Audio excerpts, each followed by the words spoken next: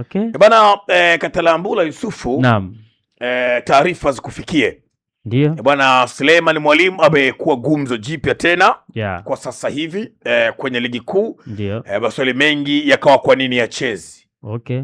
Lakini tumemuona Falhan mwandishi mwanahabari mwenzetu pia huyu amekwenda kuibua jambo. Ndio. Kwamba Suleiman Mwalimu ndio kuna namna Simba ndio wameminya ile ITC yake. Okay. Yanga ndio maana anashindwa kumtumia. Lakini binafsi kwenye upelelezi wangu na vyanzo vyangu, taarifa yake nikaipeleleza rasmi kabla Ali Shabani Kamwe kuzungumza.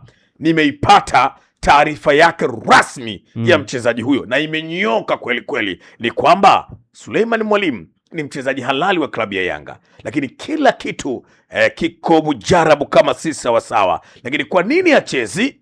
Ndio swali la watu wengi. Achezi kwa sababu bado hajakidhi vigezo vile vya Mwalimu Nkoba, na ndio maana Mwalimu hajamtumia. Lakini kuna asilimia chache sana za uenda akatumika kwenye mchezo unaofuata wa Yanga dhidi ya JKT Tanzania. Mwalimu anatazamia kumpa dakika 10 mpaka 20 kwenye mchezo unaofuata. Ni wazi Mwalimu Nkoba amekiri kwamba mchezaji ni mzuri, lakini bado kuna vitu havijakaa sawa kwa mchezaji bwana Selemani Mwalimu, na hizo ndio taarifa ambazo zinaeleza. Lakini tumepata kuwasikiliza maafisa habari wa timu hizi kubwa kongwe kwa maana ya Simba na Yanga. Ahmed Ali kwa upande wa Simba, Ali Shabani Kamwe kwa upande wa klabu ya Yanga. Mengi alizungumza. Kwa haya yote ambayo wanayozungumza, chambuzi, wewe nini hasa ambacho unakiona kwao? Kabla sijampa kijiti hiki pia mwamba kweli kweli na linga Mfaume, Katalambula Yusufu.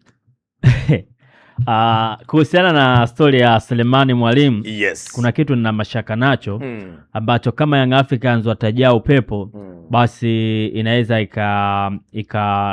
ikawatoa wao kuonekana kama professional. Ipo hivi, kuhusiana na Selemani Mwalimu kutotumika kwenye michezo miwili ambayo imemalizika, sio kwa bahati mbaya. Hata yeye mwenyewe Selemani Mwalimu wakati anasajiliwa tayari pale wameshasajiliwa watu wawili ambao wanacheza kwenye namba yake. Lakini si tu watu wawili ambao wanacheza kwenye namba yake, pia yupo watatu pamoja na Mihambo, si ndio? Lakini pia yupo mmoja ambaye Clement Mzize bado ni injury. Na hawa wawili ambao wapo, tukiangalia kwa CV bado Selemani Mwalimu hawafikii wale wachezaji. Namzungumzia Peter Shalulile, yale ambao wameyafanya. Ukiekewa tu jina la Shalulile na Selemani Mwalimu, lazima tu utaenda kwa Peter Shalulile. Lakini Sheikh Tule, ukipewa CV yake na Selemani Mwalimu, lazima tu utaenda kwa Tule, mchezaji raia wa Senegal pamoja na Ufaransa, mchezaji ambaye amefanya vizuri katika ligi ya Saudi Arabia, ambao wao wapo far better na ligi yetu ya Tanzania katika viwango vya FIFA. Kwa hiyo unaweza kaona Selemani Mwalimu kwenda pale, kama Selemani Mwalimu angekuwa bora ya hawa, nadhani tungemwona Selemani Mwalimu akicheza. Selemani Mwalimu anaenda Young Africans, hajashiriki pre-season. Tayari wale ambao wapo wameshashiriki pre-season. Kwa hiyo kwangu mimi naamini Mwalimu hakuwa na uharaka wa kuweza kumtumia Selemani Mwalimu, kwa sababu hawa waliokuwepo tayari wanaweza wakakaa katika eneo na wakamudu, na tumeona hivyo wakiwa wanacheza. Lakini maswali yatafika mbali, labda kwa nini hatujamuona hata bench. Sasa hivi benchi kuna limit ya wachezaji ambao wanatakiwa kukaa pale bench, kwa sababu sheria mpya ambayo imekuja, lazima pia kuwe na wachezaji ambao wanatoka under 20 wawili wawepo pale, na walau mmoja acheze zisipungue dakika 10. Kwa hiyo unaweza ukaona kwamba kama mchezaji ambaye hauna mipango ya kuweza kumtumia huo mchezaji, kwa nini uweze kumweka pale na uache wachezaji ambao wapo katika mahesabu yao? Kwa hiyo kwangu mimi nimemsikiliza Ali Kamwe, na vile ambavyo najua mimi ni kwamba Sulemani Mwalimu bado hajaingia ama hajamshawishi Mwalimu, na Mwalimu ni professional, lazima aanze na wachezaji ambao walikuwa nao pre-season, alafu huyu anaweza akaja kuingia kwa baadaye. Sasa nimesema kwamba Young Africans wakiingia katika mtego inaweza ikaleta changamoto, kaonekana kama sio professional, kama haya maneno ambayo yanazungumzwa Young Africans wakayabeba, alafu wakataka ili kuwajibu watu basi tumlazimishe kucheza. Unaweza kumlazimisha alafu mchezaji asiwe na kiwango kizuri kwenye mechi, story kaja ikabadilika na pengine labda anaweza ikamtoa yeye mchezoni. Tumeona Dumbia na Simba sasa hivi anaposti tu, kila kukicha anaposti tu kile ambacho kinaendelea Tanzania. Unaona kabisa tayari mchezaji huyu amesha panic na kusha, kwa hivyo unaweza ukatoka mchezoni.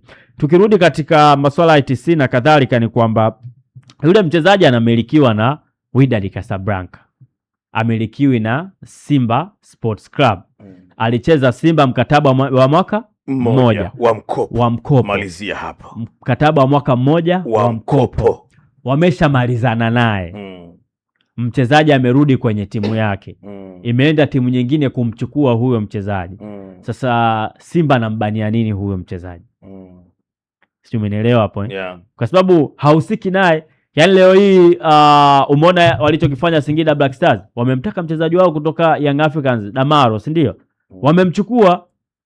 Na hata kama ingetokea biashara kwamba kuna timu inamtaka Damaro, wewe Young Africans unahusika nini kuweza kumzuia yule Damaro? Kwa mengine anakuwa ni story tu ambazo zipo, na wakati mwingine ndo tunasema sijui raha ama changamoto za ligi yetu. Linaanza hili, likitoka hili linakuja hili. Zilikuwa zinazungumzwa story kuhusiana na football video support, kwa maana VSV imezungumzwa, yametoka hayo, yanakuja masuala ya Selemani Mwalimu, yatakuja watu wengine. Huko nyuma tulishasikia kuhusu Damaro na uraia wake na kadhalika. Kwa hiyo kwangu mimi sakata ambayo nimelifuatilia, usajili tayari umekamilika kwenye kila kitu. Selemani Mwalimu na Young Africans, ni swala tu la mwalimu wewe kuweza kumtumia. Kwa hiyo mengine ambao anazungumzwa ni taharuki. Watu wanataka kutengeneza mambo yapikike. Na mimi nawaelewa ambao wanatengeneza hayo mambo.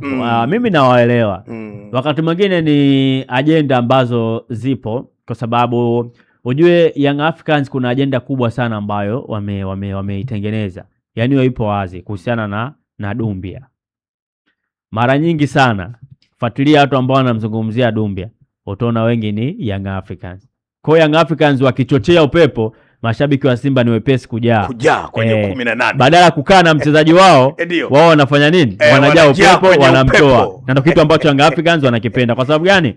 Sheikh Tule na Dumbia wana tofauti gani ambacho wamekifanya? Yaani wana mchango gani kwa kile ambacho wamekifanya? Wote si sawa? Mpaka sasa wote bila. Wote sawa. Nani anamzungumzia Sheikh Tule? Hata Shalulile na goli. Wala Shalulile na goli. Goli moja kweli. Ndio sifa ya mfungaji, amecheza mechi moja goli moja.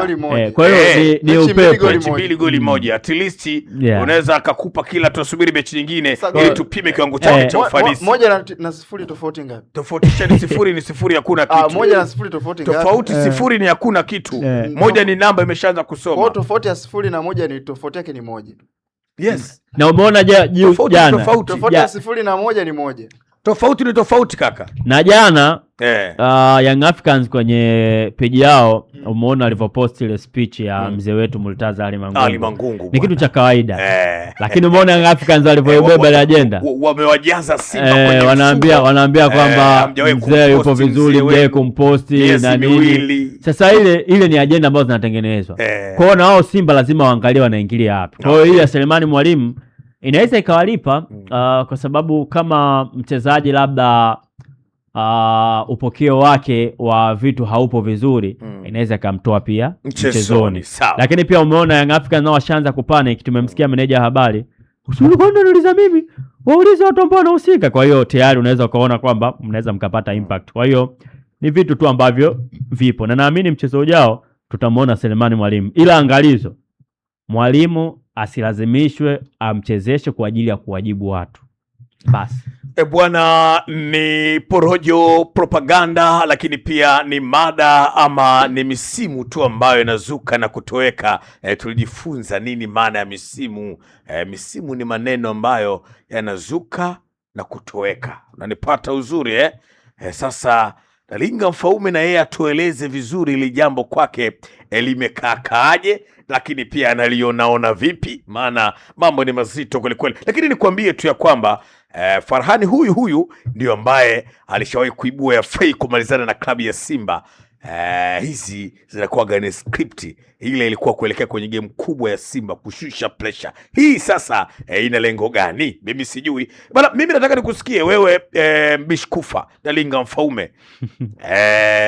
Utuambie Mfaume na Linga. Mimi binafsi kuna neno umezungumza hapa kabla tujalinki kwamba Farahani mwandishi tunamheshimu. Yes kabisa. Umezungumza kwamba amezungumza ba kushusha pressure, lakini hapa na soko hili ni kwenye kawaida, kwa sababu hata baadhi ya waandishi walishatabiri kwamba huyu anaenda Yanga. Kiwemo Cisco ulisema kabisa, na nilisema nasibadilishi maneno mimi nilisema na narudia kusema, kama sio dirisha kubwa dirisha dogo, ndio maneno yangu kwenye vipindi vyangu vyote vya kuhusu Fei. Kama sio dirisha dogo, kama sio kubwa, basi kwa hiyo amesha saini amesaini hiyo, siwezi kusema hapa, lakini nakwambia kama sio kubwa lililopita, basi dogo Fei atavauzi wa kijani na njano. Upo sawa? Mimi ninachoamini kile ambacho nakiona hicho siwezi kukiamini kwa sababu sikioni. Ninachokiona, Azam wanamshikilia Fei na Fei yuko. Kwa hiyo wewe, Farahani na waandishi wengine wote wametabiri, wote wameenda wrong. Fei bado yupo Azam. Tukirudi kwenye hoja ya msingi, issue ya Selemani Mwalimu, mimi nikiangalia demand ya Yanga kwa Selemani Mwalimu haikuwepo. Umeelewa kabisa. Haikuwepo kama Selemani Mwalimu anahitajika kwenda Yanga fans. Hapo ndo utaona kwamba quality ya viongozi wa Yanga waliokuwepo nao. Umeelewa? Kwanza Selemani Mwalimu anaenda Yanga, bajeti ambayo ilikuwa inahitajika au ambayo imepigiwa mstari ni shilingi milioni zaidi ya bilioni 1. Kwa maana milioni 800 na something, inakaribia bilioni 1. Ni pesa ambazo kesho na kesho kutwa wanayanga wataambiwa walipie ada ya usajili. Kwamba lipieni kadi za wanachama tuweze kupata pesa kwa ajili ya kwenda kusajili wachezaji. Wanasajili wachezaji ambao hawapo kwenye mipango ya Mwalimu. Lengo ni medani za kisiasa. Anaenda kuumia moja kwa moja ni yule mwanachama ambaye mnamlazimisha nyinyi atoe ada kila baada ya mwaka ukipita alipe ada, alafu zile ada mnazitumia kwa hakuna. Wamemsajili mchezaji ambaye hakuwa kwenye mipango, hawawezi kumtumia, umeelewa? Wamemsajili tu amekaa pale. Sasa unazungumza kwamba hawa viongozi wanawachukuliaje wananchi wao? Kesho na kesho kutwa watawadai kwamba lipieni ada za wanachama, lipieni pesa muingie kwenye mechi, lipieni viingilio. Juzi tu hapa wametoka kulipia kiingilio kwa ajili ya kumtambulisha Aziz Ki. Ni wananchi ndio wanatumia jezi, wananunua wananchi, umeelewa? Wananchi wanavaa matangazo ya klabu, wananchi ndio wanayavaa, lakini pia pesa ambazo wanazipata wanaenda kutumia hakuna. Kwa mimi binafsi naamini kwamba hili tunasema wakulibeba ni viongozi. Mchezaji kama atumiki, kwa sababu Sharulile katika mastreka ambao Yanga wamewatumia kwenye mechi 2 ni striker mmoja tu ndo amefunga goli moja. Umeelewa? It means kwamba striker hakuna, uhitaji upo wa Mwalimu kucheza, kwa sababu mastreka ya Young Africans wafanye vizuri. Threat yake hatuioni, wanaofunga magoli sio mastreka. Mmewasajili mastreka kwa kazi gani? Kwa Young Africans viongozi wao ambao wameenda kusajili kwa medani za kisiasa, umeelewa, inawageukia sasa, na ndio hapo unaona kwamba hawa viongozi wanawakandamiza wananchi wao, wanawakandamiza wa mashabiki. Kwa sababu gani? Wanasajili vitu, hela wanazitumia kwa hamna, wanatumia hela vibaya, umeelewa? Huwezi kumsajili mchezaji ambaye hayupo kwenye mipango yako. Kesho na kesho kutwa utawadai wananchi, utawadai wanayanga walipie hela kwa ajili ya kusajili kadi, kwa ajili ya kununua jezi. Kila msimu unapokuja wananunua, na hapa kesho kutwa watazindua jezi za kimataifa, watawadai pia wanayanga, lipieni. Wananchi ndio wanalipia hela. Kwa hiyo viongozi lazima wawe smart kwenye matumizi ya fedha, umeelewa? Otherwise watuambie hela wanatoa wapi. Kama hela hazitoki kwenye mpira, watuambie hela wanatoa wapi, wanatoa mfukoni, wanatoa wapi, lakini pesa mimi ninachojua inatafutwa, umeelewa? Kwa lazima wajifunze kuwa na uchungu na pesa, na wajifunze kuwahurumia watu ambao wanasupport club, aidha sponsor, umeelewa, aidha mwananchi anapoingia kwenye kiingilio. So for mimi naamini hili swala linakuja kwa sababu wananchi wanaona, yani sio tu Farahani peke yake, ni watu wanaona mmemsajili lakini hamumtumii, na pesa ambayo imetajwa ni pesa nyingi, inakaribia bilioni. Umeelewa? Inakaribia bilioni, na mastreka waliopo Young Africans. Mimi nina swali dogo kabla hujaendelea, nilikuwa chozungumze lakini naona bado uko hapo. Nataka unijibu vizuri wewe, ndugu yangu Nalinga Mfaume, unasema Suleiman Mwalimu hakuwa kwenye mipango ya Young Africans wakati anasajiliwa. Unazungumza maneno hayo ukiwa kama kocha ama ukiwa kama nani? Kwa sababu anayejua mchezaji huyu nilikuwa namhitaji ama simhitaji ni kocha na benchi lake la ufundi pamoja na management ya klabu. Sasa wewe ni kama nani watu mpaka wamemsajili, manake yupo kwenye mipango yao? Wewe taarifa za yeye kutokuwa kwenye plani za Mwalimu wapi unazitoa ama unazibumba na kuzitunga? Sawa, uzuri umeuliza swali zuri sana na ongera sana kwa swali la msingi. Nilikuwa nakuja kufafanua huko. Unajua ukiwa na mahitaji naye unaona kwenye matumizi. Si unanielewa? Ukiwa kitu na mahitaji nacho unakiona kwenye matumizi. Sawa, umemsajili lakini unamtumia? Haumtumii. Inaita tafsiri moja kwa moja kwamba huyu haukuwa kwenye mipango naye. Sio kweli. Ni kweli. Unajua nini maana ya sajili? Nataka unijibu. Na ziko sajili aina ngapi? Yaani ipo hivi. Sajili sio kwenda kucheza na Linga Mfaume. Nikupatie darasa la bure unaweza ukanilipa. Na Linga hatusajili mchezaji kwa ajili ya kwenda kucheza, nikusaidie. Kuna sajili ipo kwa ajili ya kukupa matokeo muda huo, kwa maana kumtumia muda huo. Sajili namba 1. Sajili namba 2 kwa ajili ya akiba. Unanipata uzuri Yaani ya kusaidie baadaye uende kwenye mashindano mengine ama kwenye msimu mwingine. Lakini sajili ya 3 ni sajili za kwenda kumfinya ama kumnyong'onyesha mpinzani ambaye unapambana naye. Kuna wakati nikiona Katalambula ni mpinzani wangu na kuna vitu anavyo ndo vinampa nguvu. Sasa mimi nakwenda kuchukua vile vitu, sio kwa sababu na uhitaji navyo. Namba 1 sina uhitaji navyo, wala namba 2, lakini kwa ajili ya kumnyong'onyesha mpinzani wangu Katalambula Yusuf. Sasa unajua Yanga wamefanya sajili hii kwenye namba ngapi? Namba 1 kwamba aingie sasa hivi kwenye mfumo, namba 2 kwa ajili ya mahitaji ya baadaye, ama namba 3 kumnyong'onyesha mpinzani, kwa sababu yote ni mahitaji ya usajili hayo. Sawa, mimi nitasimama kwenye weledi na football inavyohitaji. Lakini huu sio weledi. Mimi nasimama kwenye weledi na tactical. Hii sio weledi. Mimi nazungumza kwenye weledi. Mbona nikosea heshima? Mimi sikukosea. Mimi nazungumza mpira unavyohitaji. Mpira wote tunaona.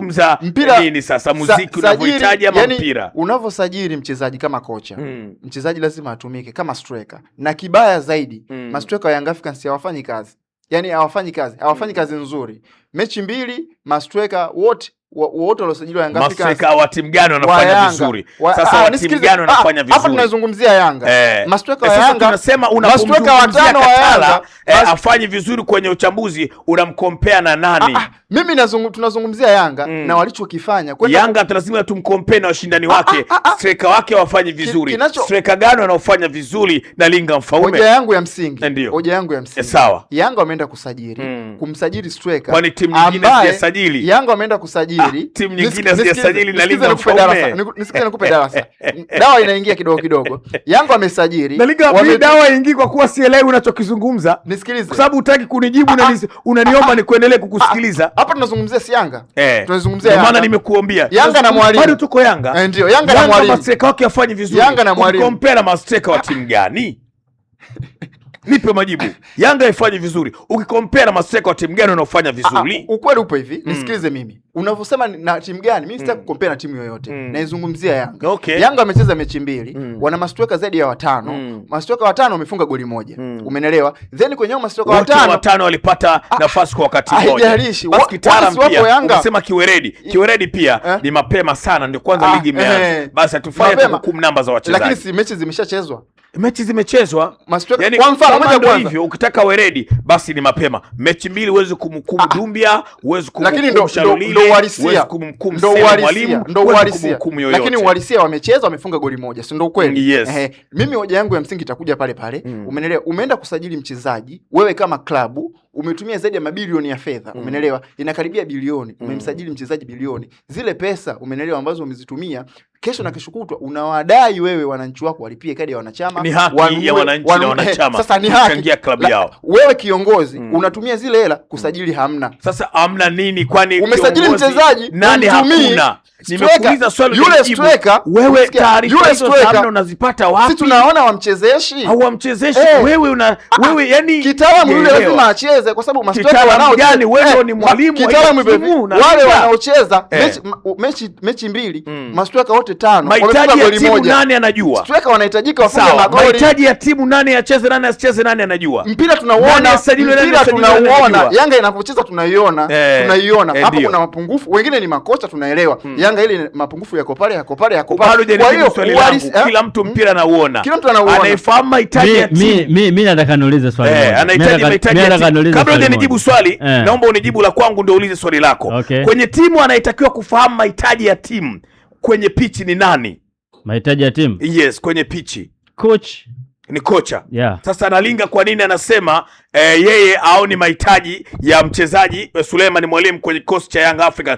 Yeye ni kama nani? Yeye kama mchambuzi, kama chief scout. Kwa hoja ipi? Kwa hoja ipi? Kwani sisi tunachambua nini? Tunachambua mpira. Hoja yangu ni kwamba, kwa nini tunachambua mpira? Nimekuuliza swali makusudi. Mwenye haki ya kujua haki ya mchezaji kucheza ni mwalimu, si ndio? Huyu amesema aoni Selemani Mwalimu kama alikuwa anahitajika Simba. Ni mtazamo wake, ndio faida ya football. Ni mtazamo wake. Lakini nikamwambia Yanga ina bench la ufundi pamoja na management. Mpaka wamekwenda kusajili, tafsiri yake wameona nafaa. Nikamweleza pia, nikampa darasa la bure kwamba kuna sajili za aina 3. Sajili ya kwanza kuimarisha kikosi kwa wakati huo, kwamba na kusajili Katalambula nitakutumia kwa wakati huo. Sajili ya pili na kusajili Katala, lakini si kwa wakati huu, utanifaa kwa wakati ujao. Sajili ya 3 ni kutazama wapinzani ambao unashindana nao. Na nielewa vizuri, wewe una nguvu, anayekupa nguvu ni nani? Kwenye timu yako nimeona kuna mtu anaitwa Anko Vuma. Na kuja kumchukua Vuma kwa ajili ya kukomoa wewe na si kwa ajili ya swali la Nalinga ilikuwa anaulizia sasa usajili wa usajili. Nikuweke pause, nimkaribishe Salamba kwenye hili ili na yeye atusaidie ufafanuzi wake. Dominic Salamba kwenye hili la Suleiman Mwalimu tusaidie, maana tumevutana sana